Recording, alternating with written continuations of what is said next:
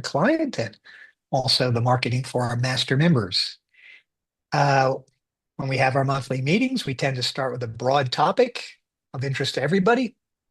Then in the middle, we talk very specifically about um, what we're directing advisors to do, marketing campaigns, marketing topics, what you should specifically be doing this month based on using resources provided by Horse's Mouth.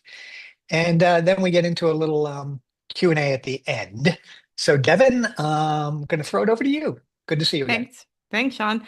Thanks everyone for joining us. So this month, for November, we're going to be kind of focusing on our broader topic of referral and referral marketing, specifically looking at how we can use kind of year-end momentum to generate more referrals. So as you might be going into some of those year-end reviews now and over the next month, some strategies that you can implement to help more of those referrals come in. And then I also want to talk a little bit about creating a referral strategy for 2026 as well, if that's not something you've formalized in the past. Just some kind of quick tips or things you might want to try as you're looking forward to next year. We know that study after study shows still that referrals are the number one source of new client growth for the majority of advisors. And that's great, but we also know that a lot of times those referrals are coming in without a formal system in place. And so it's kind of like, you're either getting a lot coming in at once, and then maybe, there's kind of a drought of referrals and then more. And it's us thinking about how can we systematize a referral strategy so it's not, feast or famine, right? We can have a plan in place where we can kind of study that referral growth throughout the year. So again, if you're already, you have a strategy in place, that's great. If you have good number of referrals coming in, that's great. I think we could always have some reminders about things we can do to help, bring in even more, because that's once you have a referral, a warm prospect come in, it's so much easier to close them when you have someone saying, hey, this is my advisor, they do this great stuff for me, why don't you give them a call? So anyway, that's what we're going to be kind of focusing on today, starting with, again,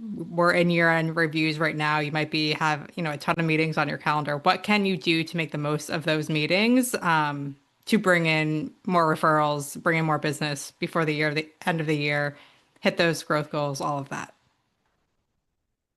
Good, So, good. Sean, anything you want to add before we jump into it? No, I mean, I think it's a great topic, of course, and referrals are always leading the way in terms of what's underneath in terms of driving new business. But it's always good to come back and rethink it. And so, yeah, let's hear what you have to say, Devin. Yeah, so I think when we're thinking about these year-end reviews, they are kind of like the perfect catalyst for asking for referrals, because generally in these meetings, right, you're reviewing, you know, a multitude of topics, right? Things that may have happened over the past year to each client. So if they had any sort of milestone event, whether that be, they're thinking about claiming Social Security, they're retiring, maybe they had to sign up for Medicare, those are all kind of like what we call referral triggers, right? When you've been in this experience before where you're like, all right, I'm here to help your family and friends, and the client sitting across from you kind of like is staring at you like they can't think of anyone in their life ever that they've met, because when it's such a broad ask like that, it's really hard for our brains to specify and think of someone. But if you say something really specific, like, okay, do you know anyone else who, is turning 65 next year and needs to sign up for Medicare, that is much easier for our brains to actually recall a person, as opposed to this kind of broad, hey, I can help anyone that might need some help, right? That's too general. Our brains just like get kind of swamped by that, and they don't know who to think of. But when you have a really specific thing, is someone, retiring in the next 2 years? Are they reaching Social Security claiming age? These are what we call like referral triggers, where people can think of specific people in their lives who need that help. So as you're going through these kind of year-end reviews and you're going over the things that you helped these clients with throughout the year, there's a natural way to say, yeah, okay, so we talked about your retirement plan for your retirement goal of next year. Do you know anyone else who's thinking about retiring in the next few years? That way your client can say, you know what? Yeah, my neighbor actually said that they want to retire within the next 3 years. Like maybe you guys should talk. Or, okay, this year we talked about optimizing your Social Security claiming strategy. Do you know anyone else entering kind of this age range of Social Security that might need help with that? It's much easier for us to be thinking about. And it's such a natural kind of segue talking about, hi, I helped you with these items throughout the year. A great reminder, number one, to your clients of everything that you did with them during the year. And two, to say, I can help anyone else who's in the same situation that you faced. If, they want a second opinion, they need help. And so I think the year-end review, number one, is just a great way to kind of do that referral recall is also what we call it, where you can think of specific people because you're talking about specific actions that you and the client took over the past, 12 months or things that you're looking forward to doing with them in the next year, right? So maybe they didn't claim Social Security, but they're going to, and you've been talking about it. So just really specific examples can help clients with their brains think of the people who, they want to refer to you, instead of just having a broad kind of, hey, I can help anyone that might need help. That, can bring in success if the client, has people on their mind, but this is a really specific way to get your kind of ideal clients where they're in the right age, they're going through that milestone that you want to help them with, et cetera. So that's number one, I think, why the year-end review kind of makes the referral conversation a much more natural conversation than many other kind of meetings throughout the year might be for you. So that's number one of, if you have anxiety or you're nervous about asking for referrals, I think this is kind of the perfect time to do so because again, you're just saying, hey, we did all this stuff this year.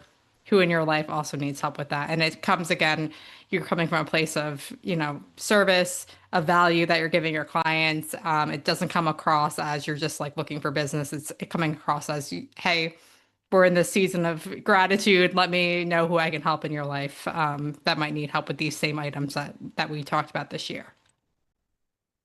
Yeah, Um, Devin, I like yeah, that. And I just wanted to say I was doing a little reading on this yesterday, and someone was suggesting, prompting your clients in a meeting, of course, like what financial concern have we worked on together over the last year that you feel has really been helpful? yeah, And then when you get the client to what that is, it is also very good data for kind of them putting language to your value proposition, right. assuming and we're hoping, of course, they had some good things to say about what it is that you two collaborated on over the last year um, that improved their situation. So I just wanted to throw that in there. Yeah, I think that's great too. Again, I think every kind of specific thing you can come up with not only reinforces your value to the client, but also helps them think of other people in their life who are going through that, similar situation. And it helps them learn how to talk about you, right? Because I think sometimes Yep. clients struggle with that too, where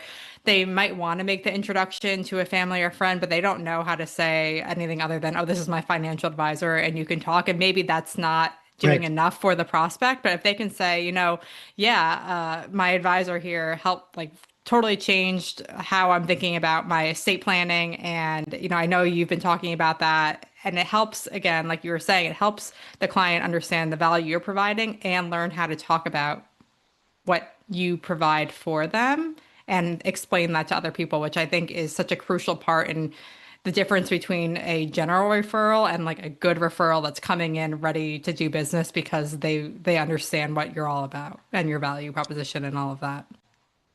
Devin, I wanted to jump in one more time to Hmm. address a topic that we have often addressed, which is the last chance financial planning checklist. Because, uh, if you're putting this in front of your clients and you're asking them to basically go through, I don't know how many questions are there over those 7 or 8 categories, Devin, but there's probably 40 plus Yeah, quick 40 yes, plus. no kind of questions. But uh, as they're running through that list, prompted by you to review it, um, that is all coming together as part of your value proposition in action. I mean, Hmm. here's my guy sending me some stuff in the last quarter of the year saying, hey, Just want to be sure that you throw your eye over this thing. Have there been any other changes in your financial situation or your personal life in general that we haven't talked about that you know, may potentially have an impact and require us to do something proactively or reactively before the end of the year. So putting something like that in front of your clients, same thing with key financial data too. They're both kind of these sort of customized, personalized information resources that you're putting in front of your clients that really in many ways are have the potential to be a bridge to a referral. So You were um, reading my mind because that's exactly where I was going next in this uh, conversation was outside of year-end review meetings, right? So say, maybe you're already through that process and or maybe you schedule your meetings differently. Like what other things can we be doing at this time of the year to generate more referrals? And your communication touches are a great way to do that. And this last chance checklist, I think, is probably one of the best referral trigger pieces out there because of exactly what Sean just explained, where people are literally going through and looking at these incredibly specific topics. And not only, again, going back to the whole value that you provide to them, or checking through and thinking about everything you've done for them throughout the year. But they're also able to look at these really specific things and recall people who might be in a similar situation. So this is one of the communication pieces that I think is fantastic for year-end referrals bringing in. And the other piece I did want to highlight is actually part of our marketing calendar and something we suggest sending out next month. But it's this 50 things piece, what a financial professional does for you.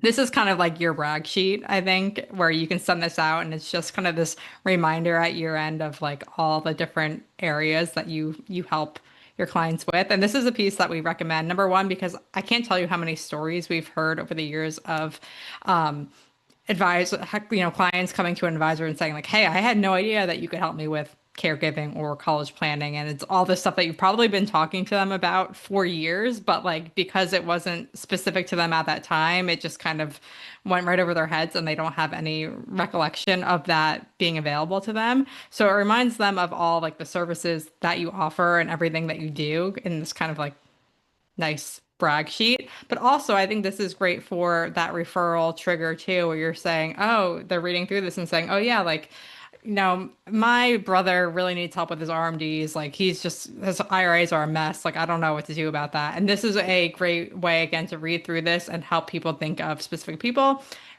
Remind them of the value that you're providing them on a yearly basis. And also just if they have someone who, maybe situation is different than them, but they see on here, where that's listed, they can think of that too. So we actually recommend this in our marketing calendar for members to send out in December, which we'll talk about in the second part of here too. But this is, I think, another great kind of referral communication piece where you can send it out as kind of this year-end thing. Just a reminder, this is what I help everyone with. If you know anyone else in your life who's looking for these services, you can send them my way for a second opinion. So that was another communication piece, I think, which is great. Any sort of checklist or interactive tool where people can go through and self-identify or identify for people that they know, yeah, they need this kind of assistance is going to help with the kind of referral strategy that you might have. So that's what we're looking at for the end of the year. Sean, before I go into some ideas for 2026, do you have anything else you want to kind of add for year-end referrals? no, I think that covered it pretty well. Thanks, David. Okay. And so looking forward to next year, right? I know some people might already be, I see a question here. Is there a web version similar to marketing reprints? There is a web version of the last chance checklist available to advisor client and master members. So you can send that out as a web version. However, I do highly recommend sending that the 50 things. I don't think that one has been converted into a web reprint yet, but I will double check on that, Tom, and let you know for sure. If not, it should be soon. We're kind of working our way through the hundreds of reprints in the library. Um, the next thing I wanted to talk about, though, was thinking ahead to 2026. And instead of, either waiting for year end and kind of trying to bring in as many referrals at year end as possible, or again, having the situation where you're kind of going through ebbs and flows of referrals coming in, thinking about how to build a strategy around having, referrals come in on a regular basis on what you can be doing proactively instead of just getting referrals, what you can be doing to ask for them in a way that, makes sense and isn't coming off as promotional or anything like that. And so we do a lot of work with AI here. And so I was thinking about, how can we leverage a tool like ChatGPT to kind of help build out a referral strategy, or at least, help you brainstorm some options there. And so some ideas that I came up with, and I'm going to do a quick just like demo here in a second of idea that you might want to implement. But if you're someone who maybe struggles with the referral conversation, one thing you could do is you could kind of use like ChatGPT as almost a like referral coach, and have it simulate conversations with you, with a client, about asking for referrals and kind of give you some tips on having that conversation, how to bring it up, critique maybe like how you do it now. And so if that's kind of if you feel like you're having trouble with the referrals because you don't want to ask for them, and you feel like your ask isn't great, just having it be a coach for you is one way to do it. Another thing you can use ChatGPT for is also have it help you with your value proposition, your ideal client persona. So you have a better language when you're talking to clients about this is the exact kind of person that I want to help. Because I think sometimes too, we think that clients can read our minds and that they know, these are I want to help people like you, but they don't necessarily know the language that you use, who you want to help and who you want to work with. So if you can have really specific, ideal client profiles or really good language around your value proposition, that can also help clients think of people. And again, like we were talking about earlier, speak about you in a way where it's making the referral pretty easy, and the prospect wants to come in and meet with you immediately. And then the one that I think I wanted to demo here quickly was a prompt about kind of creating a quarterly referral campaign. And this is just something, quick. Obviously, if you were doing this for your own business, you would want to put in more information about your business and who you serve. But this is just a quick example of, what we can see here. So I'm going to pull up my ChatGPT account here. I'm going to switch this to 4.0 just because it's going to be doing a little bit of writing, and we find that 4 does better than 5 here. But this is just a simple prompt. Again, if you were really doing this, you would be adding in more information about your ideal client profile and your value prop and all of that. But I'm basically asking it to create a quarterly referral campaign calendar for an advisor who works primarily with pre-retirees and retirees, include quarterly themes, suggested emails, social posts clients can share, soft referral scripting language, and recommended COI outreach for each quarter. Make the calendar simple, realistic, and repeatable for a busy advisor. Keep all wording compliance friendly. Again, if this is you, you might want to add in some more specific stuff, but I just want to give you a general idea of like how quickly it can come up with this quarterly referral calendar for you. So here we are. It's giving us for the first quarter. It's all focused on, new year, new goals, planning ahead for the year, setting financial priorities. It's giving you a email to clients. Again, this is kind of short. Again, if you're giving some of your own information, you could, make this a little bit beefier here. Social post, referral language. So if you're having meetings, right? Things to think about, COI outreach. Goes into the second quarter, retirement readiness. So you're sending an email asking for your clients to think about people in their lives who are thinking about retiring soon. Again, quarter 3, family and finances. So this is more around legacy, long-term care, family financial conversations. It's again having these specific asks instead of just saying, hey, I could always help family and friends, send them my way. It's, if you know people who are thinking about long-term care planning, or, what legacy they want to leave with their family, I can help with that. It's those specific asks that you see really good results, and you can build these full campaigns around with email communication, social media posts, all of that. And then, end of year checkup, kind of everything we were just talking about doing right now.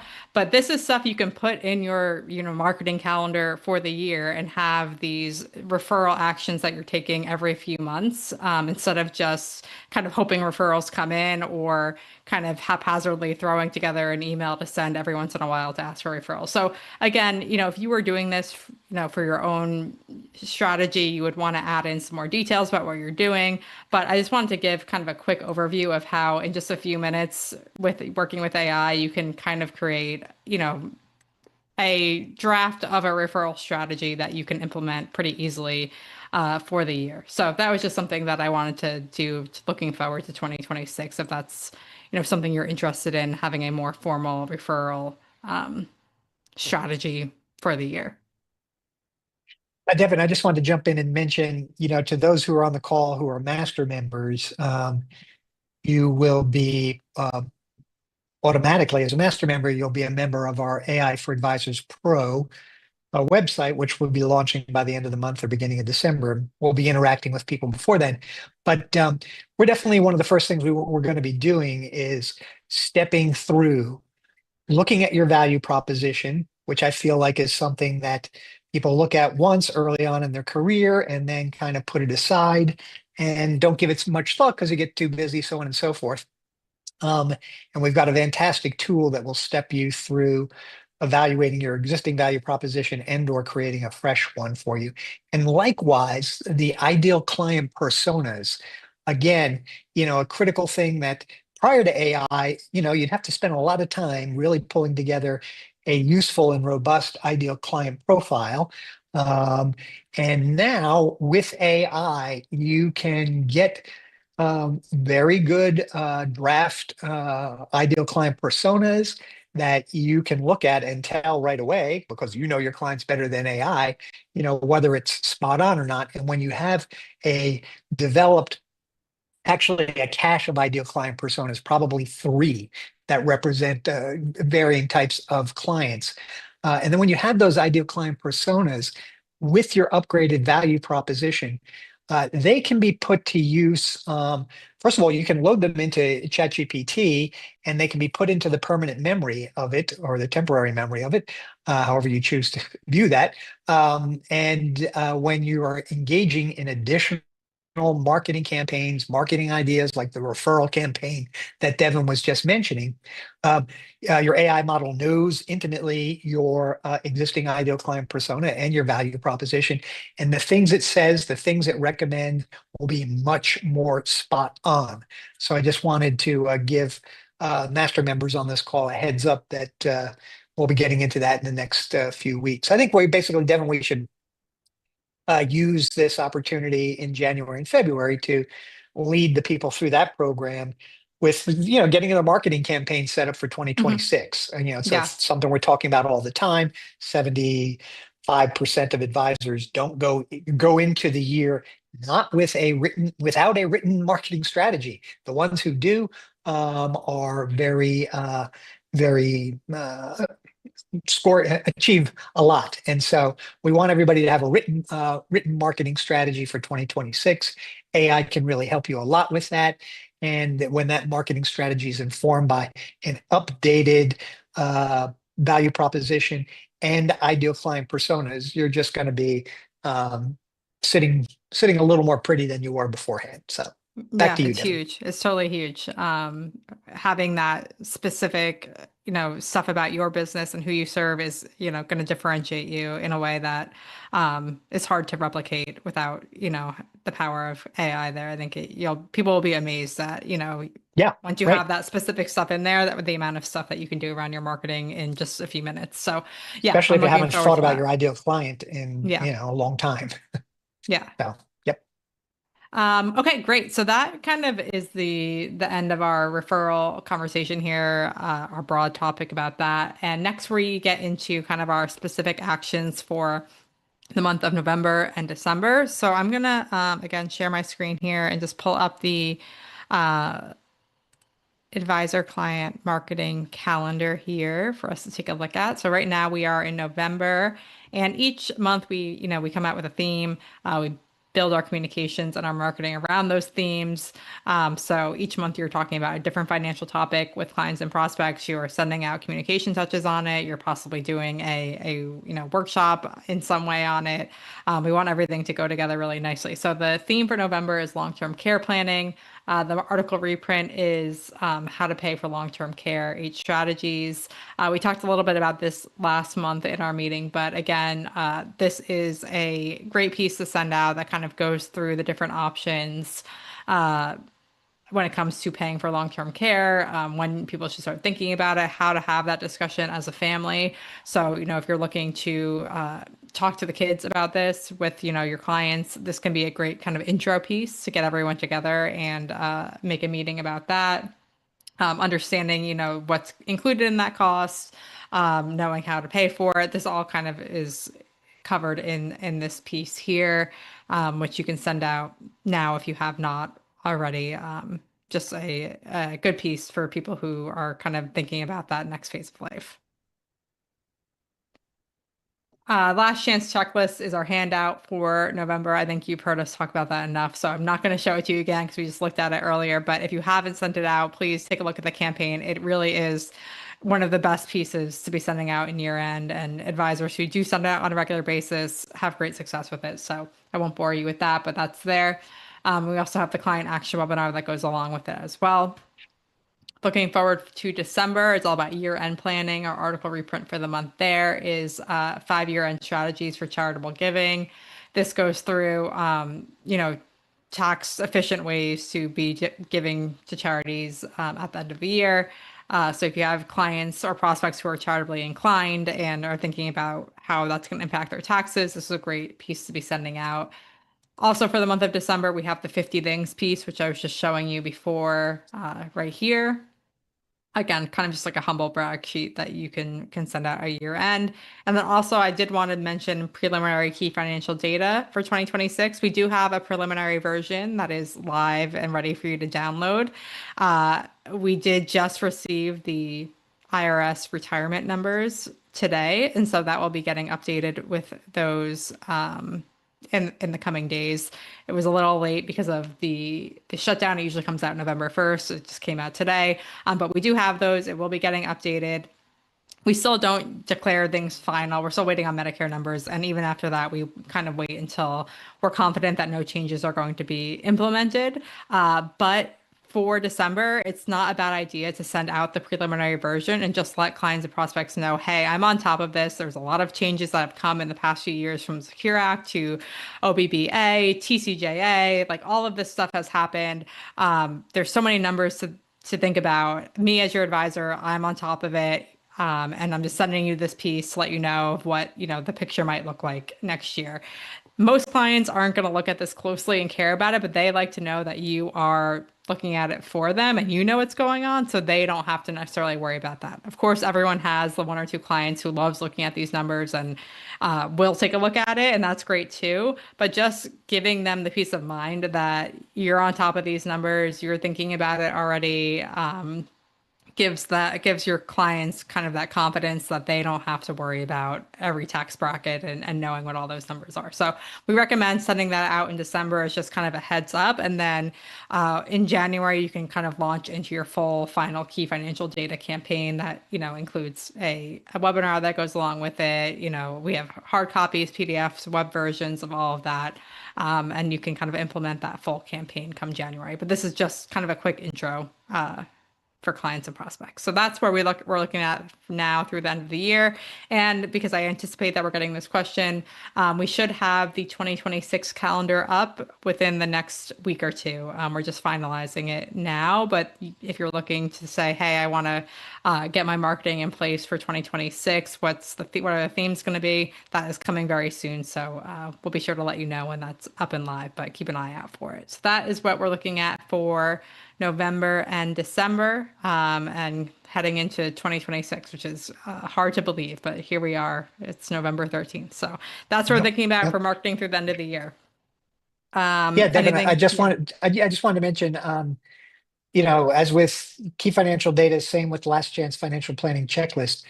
What last chance financial planning checklist is, those are actually very kind of personal questions for people to ask about what's happening in their lives. Key financial data, more abstract. It's the IRS stuff, et cetera. But what you're really doing when you're sending that to the clients is you're making a deposit into the credibility and trust bank that you have with your clients because they see it. Maybe they roll their eyes. It's like the numbers, they make my eyes glaze over, but they know that you're the guy that they have who's watching out for them. And that is why it's important to put that, 2 pages of tax, what are they called? The Brackets. brackets, yeah, the brackets and everything else. You put that in front of people and they know, all right, you're thinking about it. I'm glad you sent it to me. And maybe I am nerdy and I crawl all over this stuff before I send my nearly all done taxes to my CPA so this CPA can actually do them. But anyway, you're all part of that value chain. And so make sure you get that out there and get it to your clients. Hardcover is really, by the way, you can do the PDF and print out as many copies as you want down at, Staples or something Hmm. like that. And you put it on hard or cardstock, wherever you want. But also great things to hand out. Debbie Taylor says she walks around with that thing all year long. So anyway, it's that time of year again, key financial data. Yeah. And I'll also add to, I'm glad you brought up the hard copy thing because I think that's one of those pieces that it's worth sending out as a hard copy. Definitely. People, even if they're not going to look at it and they don't really care about the numbers, they keep it and they put it on their desk, your picture's on it. It's also a great piece to send out to CPAs. CPAs Yep. absolutely love that thing. They look at it all the time. And again, it has your picture on it. So if you have a list of CPAs that either you work with closely or you kind of just have this like tangential relationship with, this is a piece you want to be sending out to them. We've had a couple advisors say like, yeah, I sent one to my CPA, a CPA I work with, and he asked for like 10 copies to give out to other, either their Yeah. clients or people in the office. And so it's a great way just to say like, hey, I've got you covered here. They love it. So if you haven't expanded your key data marketing to CPAs, even other COIs, estate planning attorneys, Definitely all want of to do it. that, Yep. those are people who actually will look at those numbers on a regular basis and they'll also see your picture and your contact info every time they look down on it. So hard copies are definitely the way to go. And think about other people in the community who might benefit from that piece in addition to clients and prospects. Yeah, our old colleague here at Horse's Mouth, Wendy Webb, used to call it a bulletin board marketing Mhm. because people are going to take that, where they put it on their desk where they pay the bills and do everything else, and it stays there all year long too. So the COI is, of course, even more important. But okay, back to you, Devin. Yep. Okay. So now we are going to go into the final part of our marketing meeting here is where we do a little bit of Q&A.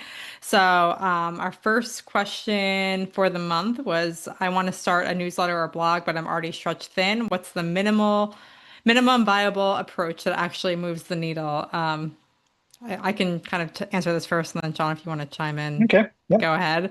Um, this is a very, very common question or kind of thought process that we get where it's like, I know I should be doing a newsletter, but maybe like I don't have the time to be doing this regularly, or I start it and I send it out for 3 months in a row, and then all of a sudden something happens and, I don't send it out anymore.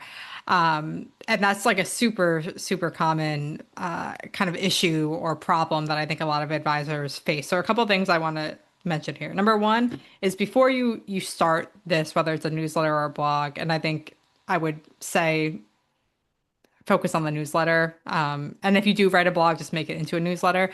But I think the newsletter is kind of crucial and a great piece of marketing. It's a communication touch you're sending out on a regular basis. But number one is be realistic about it. So if you know right now, like I can't do a monthly newsletter, there's no way that I'm going to be able to do it. That's okay. You can do it every other month. You can do it quarterly, but you want to be regular with it, right? You want people to expect that it's coming. You don't want it to be 3 months in a row and then not again for 7 months and then you pick it up again because that just kind of seems chaotic to people. So if you need to start doing it quarterly just to get something out there, that's okay. I think every other month is also a really great cadence for advisors who are starting out. And the good news is like creating a newsletter is easier than ever. now. You might be thinking like, oh, we keep talking about AI, but this is a really great use of AI for advisors because the chances are you have the content for a newsletter already. You've created it in some way, shape, or form, but getting it into newsletter form might be the challenge for you. So number one, if you do any sort of workshop, whether that's a webinar or in-person seminar, you already have content there from that recording that you can then turn into part of your newsletter. So you could say you've done a webinar on, taxes, you could take one part of that, the first 15 minutes of the webinar, get a transcript of that, edit it down, or have, AI help you with that. And that can be the lead of your newsletter. You can, look for a couple of other things you've done in the business, right? It could be highlighting someone on your team or, the meetings that you've been doing or charitable things you've been doing in your community. If you've gotten questions from clients, you can add that as kind of like a Q&A and FAQ part of the newsletter. You can have AI kind of help you with all of this and say, hey, like here's the lead piece. I want to touch on, the fundraiser that we did for Toys for Tots in December. I want clients to know about it and do a little recap of that. And I also want to focus on some Q&A that we get on Social Security. What are three common Q&A? You can have AI do all of that. So that's one option, right? We can think about content that we've already created and repurposed and do that. For our advisor client and master members on the call, you can use that monthly article reprint and turn that into kind of your newsletter in a sense, right? You can link to that, create a quick summary, link to that, and then include some other, things specific about your business. You also have access to the client letter template that Charles Sherry writes every month, and that you can use as is, and that can be your monthly newsletter, or you can edit it down, add in some stuff, and again, make it a little bit more personal. And so again, there are so many options now where you don't need to be creating a newsletter from scratch every single time because the chances are most of your clients and prospects are not reading every single thing you send them on a regular basis. It's okay to use the newsletter as a little bit of a recap with some new information. We're saying, here's kind of the monthly roundup of everything that's been going on. Here's some pictures of, our team out to lunch celebrating so-and-so's birthday. It doesn't have to be strictly professional. You can add some fun stuff in there.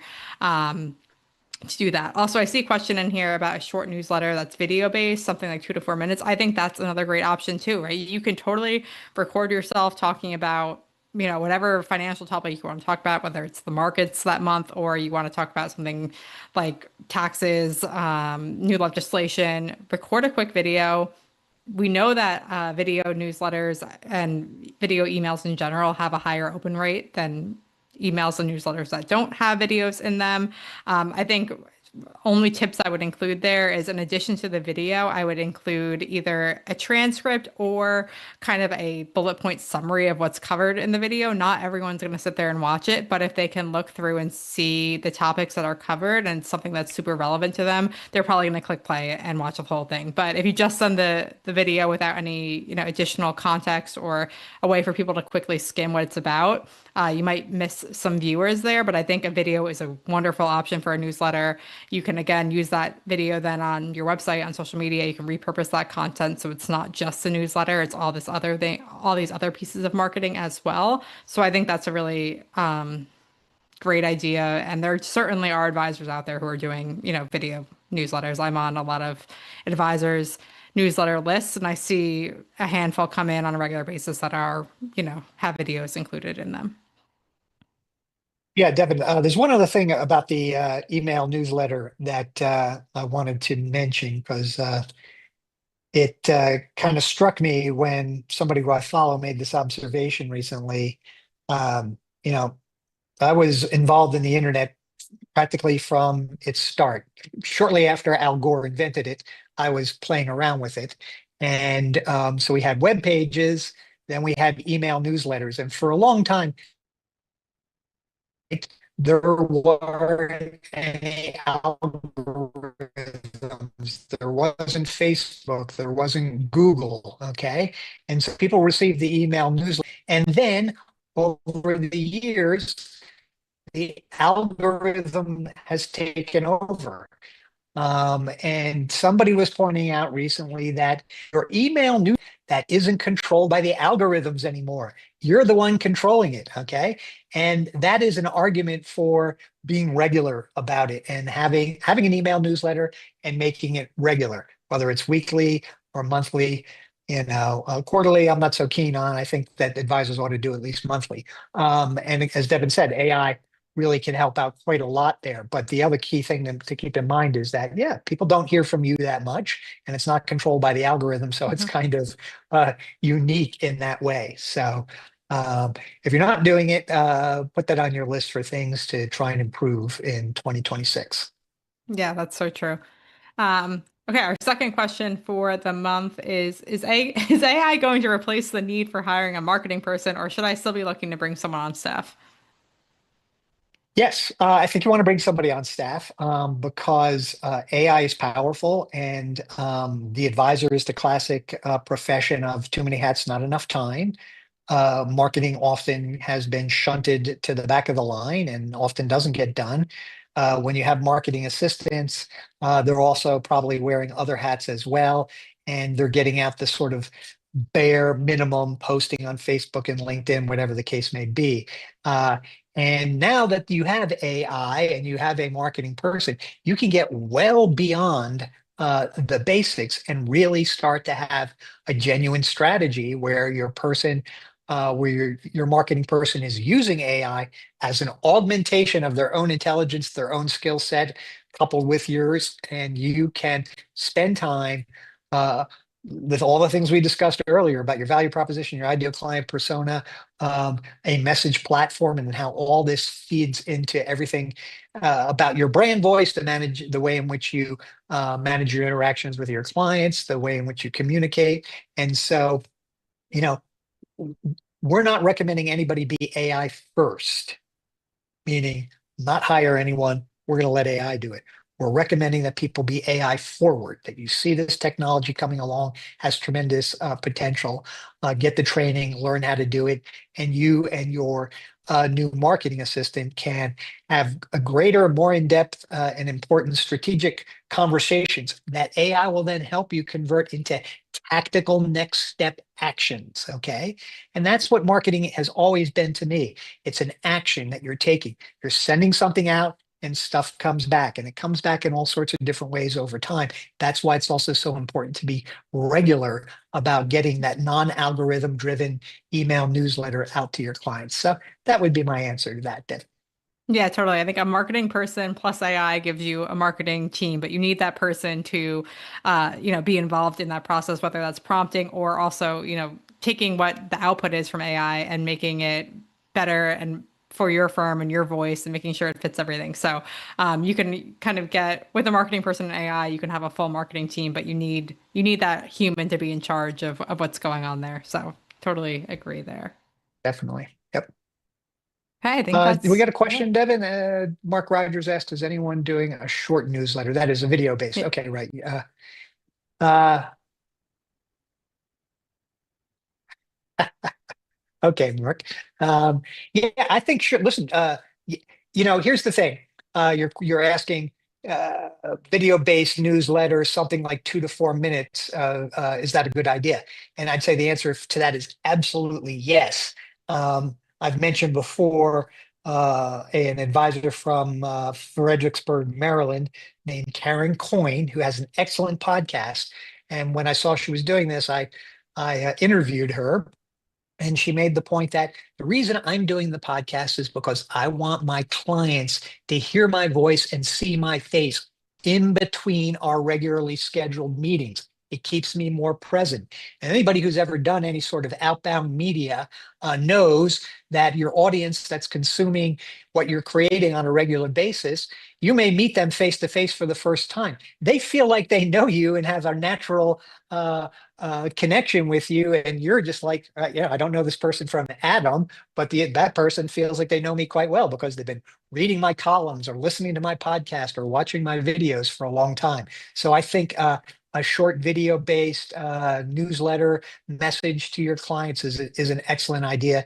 And the what we tee up for you here each month, It gives you, a little bit of a smorgasbord to pick and choose what that topic might be about. And you could use AI to help you, craft an easily delivered script as part of your video. So, Mark, I think that's a great idea. All right, everyone. Devin, is that it? That's it. All right, everybody. Great seeing you. We'll see you after Thanksgiving. So we're starting to get closer to Thanksgiving. So have a great Thanksgiving. We'll see you in December, everybody. Take care now.